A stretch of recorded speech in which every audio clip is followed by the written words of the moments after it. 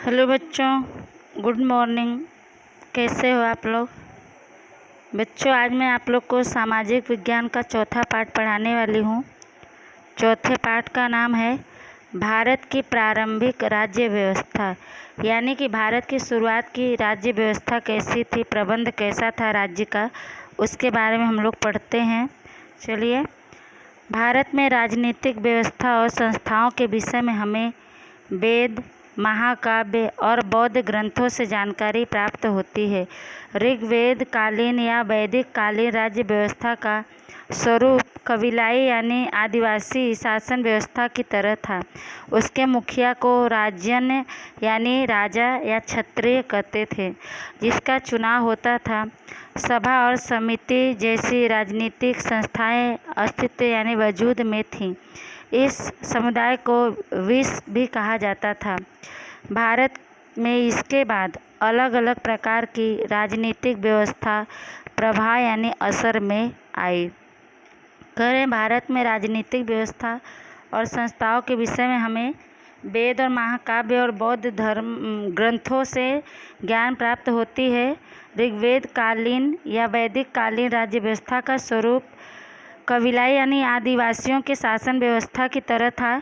उसके मुखिया को राजजन या क्षत्रिय कहते थे, जिसका चुनाव यानी चयन होता था। सभा और समिति जैसे राजनीतिक संस्थाएं वजूद में पहचान में थीं। इस समुदाय को विश्व भी कहा जाता था। भारत में इसके बाद अलग अलग प्रकार की राजनीतिक व्यवस्था यानी प्रबंध असर में आई। आगे पढ़ते हैं। जनपद क्या होता है, इसके बारे में हम लोग पढ़ते हैं। ईस्वी सन पूर्व 1000 के आसपास पंजाब और गंगा नदी के क्षेत्र में अलग अलग समूहों के प्रारंभिक यानी शुरुआत के राज्यों की स्थापना हुई, जिसे जनपद कहते हैं। जनपद अर्थात मनुष्य के निवास का एक क्षेत्र या स्थान। जनपद शब्द राज्य के अर्थ में प्रयोग किया जाता था। जनपद ऋग्वेद कालीन कबीलाई समाज से अधिक विशिष्ट यानी खास कह सकें, ऐसी राजनीतिक व्यवस्था थी। कुरु, पांचाल जैसे अलग अलग समूहों के राज्यों का उनमें समावेश होता है। करें ईस्वी सन पहले 1000 के आसपास पंजाब और गंगा नदी के क्षेत्र में अलग अलग समूहों में प्रारंभिक राज्यों यानी शुरू के राज्यों की स्थापना हुई, जिसे जनपद कहते हैं। जनपद का मतलब होता है मनुष्य के निवास का एक स्थान या एक क्षेत्र। जनपद शब्द राज्य के अर्थ में प्रयोग किया जाता था। जनपद ऋग्वेद कालीन यानी ऋग्वेद के समय में कबीलाई समाज से अधिक विशिष्ट यानी खास कह सके, ऐसी राजनीतिक व्यवस्था थी। कुरु, पांचाल जैसे अलग अलग समूहों यानी दलों के राज्यों का उनमें समावेश होता है। आगे पढ़ते हैं। महाजनपद क्या, इसके बारे में पढ़ते हैं। ईस्वी सन पूर्व 6वीं शताब्दी के आसपास भारत में 16 जैसे महाजनपद थे। इन महाजनपदों के कई गण राज्य थे, कई राजशाही प्रकार के राज्य थे। इन महाजनपदों को नीचे दी गई सारणी में दिखाया गया है। करें कि ईसा पूर्व 6वीं शताब्दी के आसपास भारत में 16 जैसे महाजनपद थे। इन जनपदों के कई गणराज्य थे तो कई राजशाही प्रकार के राज्य थे। इन महाजनपदों को नीचे सारणी में बताया गया है, उसके बारे में हम लोग पढ़ते हैं। यहाँ पर कुल 12 महाजनपदों के नाम दिए गए हैं, उनकी राजधानी और अभी वो स्थान किस जगह पर है अभी के समय में, उसके बारे में हम लोग पढ़ते हैं। महाजनपद अंग, उसकी राजधानी चंपा थी, अभी पूर्व बिहार में है। दूसरा है वज्जी, राजधानी वैशाली थी, ये उत्तर बिहार में अभी पड़ता है। मल्ल, कुशीनगर राजधानी थी, अभी के समय में गोरखपुर के पास वाला क्षेत्र उत्तर प्रदेश में पड़ता है। चौथा है काशी, वाराणसी राजधानी थी, वाराणसी उत्तर प्रदेश में अभी के समय में पड़ता है। पांचवा है मगध, गिरिब्रज राजगृह उसकी राजधानी थी, जो दक्षिण बिहार में पड़ता है। कौशल, श्रावस्ती अयोध्या राजधानी थी कौशल की, अभी के समय में अवध उत्तर प्रदेश में पड़ता है यह स्थान। वत्स कौशाम्बी राजधानी थी, जो प्रयागराज के आसपास के क्षेत्र उत्तर प्रदेश में है। चेदी सुक्तिमती राजधानी थी चेदी की, जो यमुना और नर्मदा के मध्य वाला क्षेत्र मध्य प्रदेश में है। नवा है पांचाल। अहिछत्र काम्पिल्य राजधानी थी पांचाल की, जो बदायूं बरेली के आसपास का क्षेत्र उत्तर प्रदेश में पड़ता है। 10वां है शूरसेन। मथुरा इसकी राजधानी थी और मथुरा के आसपास का क्षेत्र जो अभी के समय में उत्तर प्रदेश में पड़ता है। 11वां है कुरु। इंद्रप्रस्थ राजधानी थी कुरु की, दिल्ली मेरठ के आसपास का क्षेत्र है, जो दिल्ली में पड़ता है। दिल्ली और मेरठ के आसपास का क्षेत्र है। 12वां है अस्मक। पौंडन्या इसका राजधानी है और एक गोदावरी नदी का किनारा है अभी के समय में। आगे हम लोग पढ़ते हैं। 4 नाम और है, 12 नहीं 16 है। तो 13वां है अवंती, जो उज्जैनी इसकी राजधानी थी। मालवा इसका प्रदेश अभी वर्तमान समय में मालवा का प्रदेश है।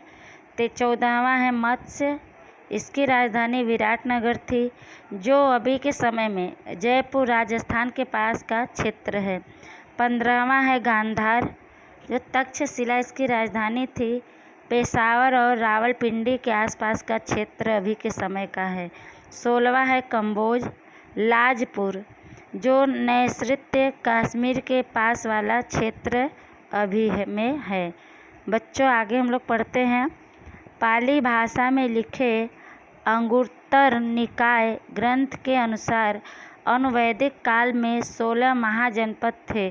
कुछ महत्वपूर्ण जनपद मानचित्र में दिखाए गए हैं। करे पाली भाषा में लिखे गए अंगुत्तर निकाय ग्रंथ के अनुसार अनुवैदिक काल यानी समय में कुल 16 महाजनपद थे और कुछ महत्वपूर्ण महाजनपदों का मानचित्र में वर्णन किया गया, उसको दिखाया गया है। चलिए उसको हम लोग देखते हैं।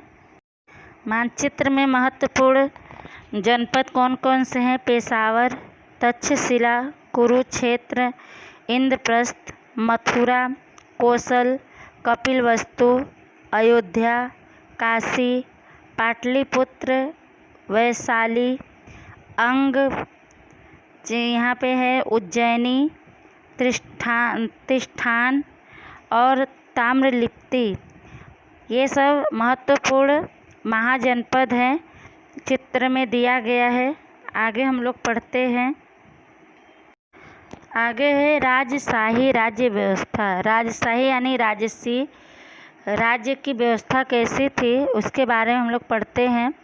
जिस राजतंत्र में राजा मुख्य होता है वह राजशाही राजतंत्र कहलाता है। राजतंत्र यानी वह शासन प्रणाली जिसमें राज्य का शासन किसी राजा के अधीन होता है, उसे राजतंत्र कहते हैं।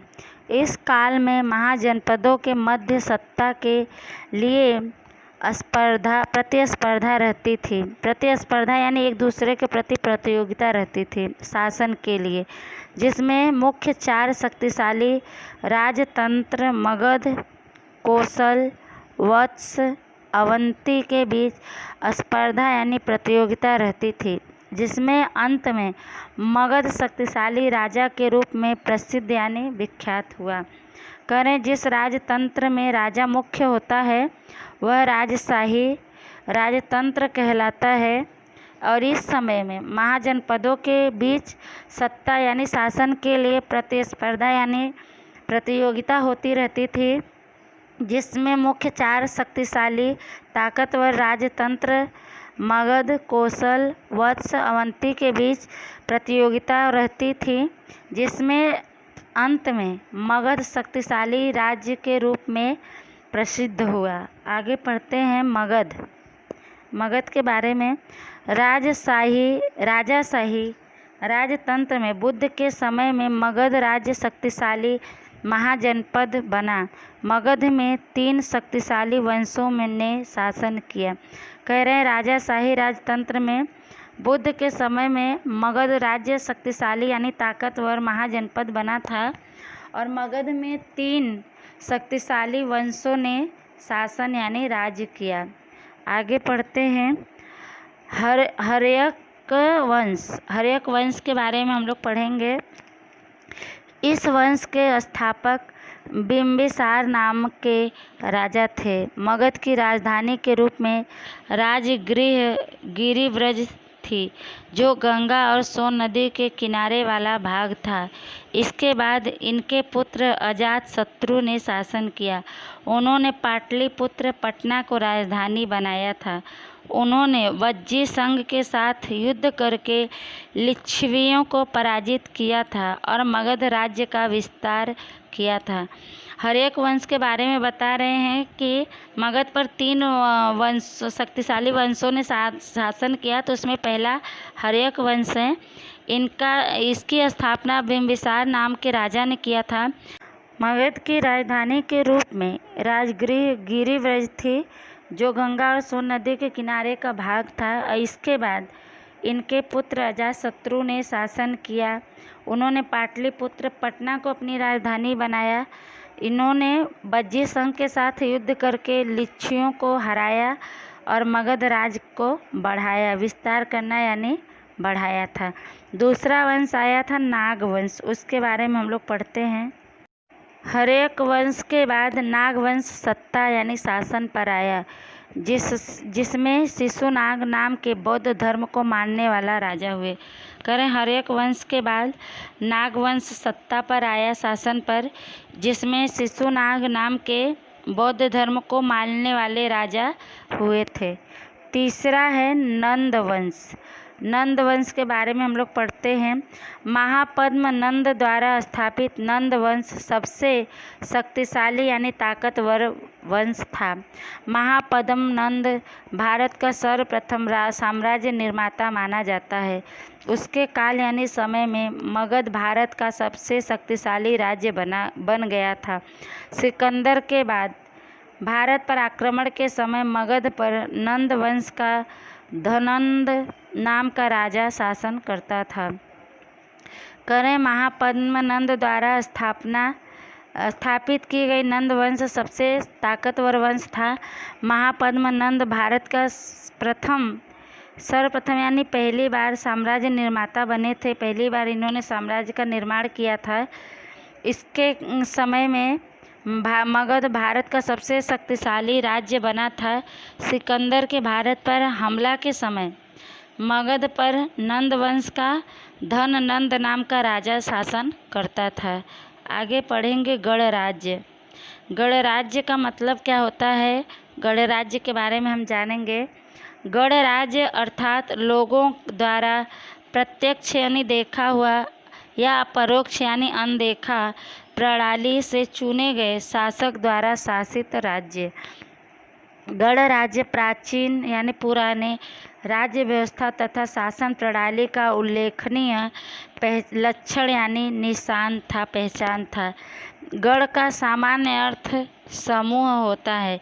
एक से अधिक सदस्य संख्या की सहायता से चलने वाले राज्य को गणराज्य कहा जा सकता है। इस समय ऐसे राज्य भी थे जिनमें राजा का चयन यानी चुनाव प्रजा करती थी। ऐसे राज्य को गणराज्य कहा जाता है, जिसमें वैशाली के लिच्छवी, कपिलवस्तु के शाक्य, मिथिला के विदेह, कुशीनारा के मल्ल इत्यादि प्रजा के गण राज्य थे। इस प्रकार की राज्य व्यवस्था में प्रत्येक सदस्य को राजा का दर्जा यानी स्थान दिया जाता था। इसमें कह रहे हैं गणराज्य का मतलब होता है लोगों के द्वारा प्रत्यक्ष यानी देखा हुआ उनके सामने या परोक्ष यानी उनका न देखा हुआ प्रणाली से चुने गए शासक यानी राजा द्वारा शासित राज्य। गणराज्य पुराने राज्य व्यवस्था तथा शासन प्रणाली का उल्लेखनीय पहचान था। गण का सामान्य अर्थ होता है समूह। एक से अधिक सदस्य संख्या की सहायता से चलने वाले राज्य को गणराज्य कहा जाता है या कहा जा सकता है। इस समय ऐसे कई राज्य भी थे जिनमें राजा का चुनाव प्रजा करती थी और ऐसे राज्य को गणराज्य कहा जाता है, जिसमें वैशाली के लिच्छवी, कपिलवस्तु के शाक्य, मिथिला के विदेह, कुशीनारा के मल्ल और भी ऐसे कई राज्य थे जिनकी राजा का चुनाव प्रजा करती थी और उसे ही प्रजा के गणराज्य कहते हैं। इसी प्रकार की राज्य व्यवस्था में प्रत्येक सदस्य को राजा का दर्जा यानी स्थान दिया जाता था। आगे पढ़ते हैं। इतना जाने गण के बारे में पढ़ते हैं। गण शब्द कई सदस्यों वाले समूह के लिए प्रयोग किया जाता था। गण अर्थात यूथ अथवा समूह। संघ, संघ अर्थात संगठन अथवा सभा। गण शब्द का प्रयोग कई सदस्यों वाले समूह के लिए किया जाता है। गण का मतलब होता है यूथ अथवा समूह, दल। और संघ का मतलब होता है संगठन अथवा सभा। आगे पढ़ते हैं। वैशाली वज्जी राज्य, इसके बारे में पढ़ते हैं। वैशाली का वज्जी राज्य के बारे में राज सत्ता वाले महाराज्य आसपास के क्षेत्रों को अपने सत्ता यानी शासन में लेकर साम्राज्य स्थापना की महत्वाकांक्षा यानी अभिलाषा इच्छा रखते थे। यह देखकर लिच्छवी, वज्जी, ज्ञातुक, विदेह, शाक्य, मल्ल इत्यादि 8 या 9 जाति के लोगों ने अपनी रक्षा के लिए जिस संघ यानी सभा राज्य की स्थापना की उसे वज्जी संघ नाम से जानते हैं। इस संघ का राज्य का मुख्य स्थान लिच्छवियों की राजधानी वैशाली थी, इसलिए उसे वैशाली के वज्जी संघ का गणराज्य कहा जाता था। कह रहे हैं कि राज सत्ता वाले महाराज्य जो बड़े बड़े राज्य थे वो अपने आसपास के क्षेत्रों को अपने सत्ता यानी अपने शासन में लेकर बड़े साम्राज्य की स्थापना की इच्छा रखते थे। यह देखकर लिच्छवी, वज्जी, ज्ञातुक, विदेह, शाक्य, मल्ल और ऐसे 8-9 जाति के लोगों ने अपनी रक्षा यानी सुरक्षा के लिए जिस संघ यानी सभा राज्य की स्थापना की उसे वज्जी संघ नाम से जानते हैं। वज्जी संघ नाम दिया गया था और इस संघ राज्य का मुख्य स्थान लिच्छवियों की राजधानी वैशाली थी, इसीलिए उसे वैशाली के वज्जी संघ का गणराज्य कहा जाता था। आगे पढ़ते हैं। गणराज्य के राज प्रशासन का संचालन सभा द्वारा होता था, जिस कारण से उसे गणतंत्र कहा जाता था। राज्य में राज्य की सभी सत्ता सदस्यों के पास होती थी। सभा में सदस्य बैठते थे और सभी कार्य गण सभा में प्रस्तुत होकर बहुमत या सर्वानुमत यानी सबके अनुमति से पास किए जाते थे। जहाँ पर सभा बैठती थी उस जगह को संथागार नगर भवन के रूप में पहचाना जाता है। कह रहे हैं कि गणराज्य के राज प्रशासन यानी राज्य की व्यवस्था का संचालन सभा द्वारा होता था, जिस कारण से उसे गणतंत्र कहा जाता था। मतलब सभी लोग मिलकर करते थे उसका संचालन। गणराज्य में राज्य की सभी सत्ता सदस्यों के पास होती थी, अधिकार सभी सदस्यों के पास होती थी। राज्य की सभा में सदस्य बैठते थे और सभी कार्य गण सभा में प्रस्तुत होकर बहुमत यानी सबके मत और सबके अनुमति से पास किए जाते थे। जहाँ पर सभा बैठती थी उस जगह को संथागार नगर भवन के रूप में जाना जाता था। आगे पढ़ते हैं। गणराज्य की सभा में सदस्य के रूप में वृद्ध तथा युवकों का चयन यानी चुनाव किया जाता था, जिसका चयन चुनाव द्वारा किया जाता था। गणराज्य में प्रत्येक सदस्य को राजा माना जाता था। गणराज्य को अपनी एक सभा होती थी जिसमें संचालन यानी उसकी देखभाल, उसको चलाने, संरक्षण यानी सुरक्षा, युद्ध, संधि यानी समझौता जैसे महत्वपूर्ण प्रश्नों के ऊपर चर्चा यानी बातचीत होती थी और बाद में निर्णय होता था। कोई भी सदस्य निश्चित समय तक सदस्य रहता था। गणराज्य के प्रमुख को एक कार्यवाहक समिति राज्य प्रशासन में मदद करती थी। कह रहे हैं गणराज्य की सभा में सदस्य के रूप में वृद्ध तथा युवकों का चुनाव किया जाता था, जिसका चुनाव चयन यानी नियुक्ति चुनाव द्वारा किया जाता था। गणराज्य में प्रत्येक सदस्य को राजा माना जाता था।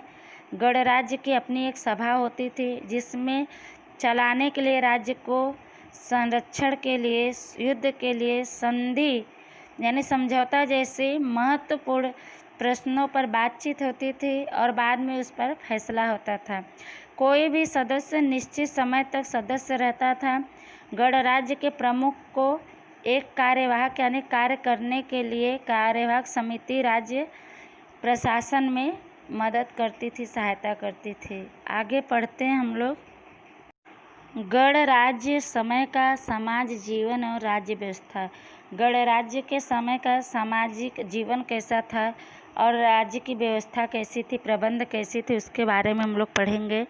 पुरातत्वविदों के मतानुसार इस समय के लोग साधारण घर में रहते थे, पशुपालन वृत्ति यानी कार्य से जुड़े थे। इस समय गेहूँ, चावल, जौ, गन्ना, तिल, सरसों, दलहन जैसी फसल होती थी। लोग मिट्टी के बर्तन का उपयोग विशेष रूप से करते थे, क्योंकि पुरातत्वविदों ने ऐसे कई मिट्टी के बर्तन प्राप्त किए हैं। इस समय के मिट्टी के कई बर्तनों के ऊपर चित्रकारी दिखाई देती है। ये बर्तन भूरे रंग के से चित्रित बर्तन धूसर पात्र थे। कई इसमें चित्रों में आप देख भी रहे होंगे, बर्तन का चित्र दिया गया है। तो कह रहे हैं कि पुरातत्वविदों के अनुसार इस समय के लोग साधारण से घरों में रहते थे, पशुपालन के जैसे कार्य से वो लोग जुड़े थे और इस समय गेहूँ, चावल, जौ, गन्ना, तिल, सरसों, दलहन जैसी फसल उगाते थे। लोग मिट्टी के बर्तन का उपयोग खास करके करते थे, क्योंकि पुरातत्वविदों को ऐसे कई मिट्टी के बर्तन मिले हैं और इस समय के मिट्टी के बर्तनों के ऊपर चित्रकारी दिखाई देती है। ये बर्तन भूरे रंग के से चित्रित बर्तन धूसर पात्र थे। आगे हम लोग पढ़ते हैं।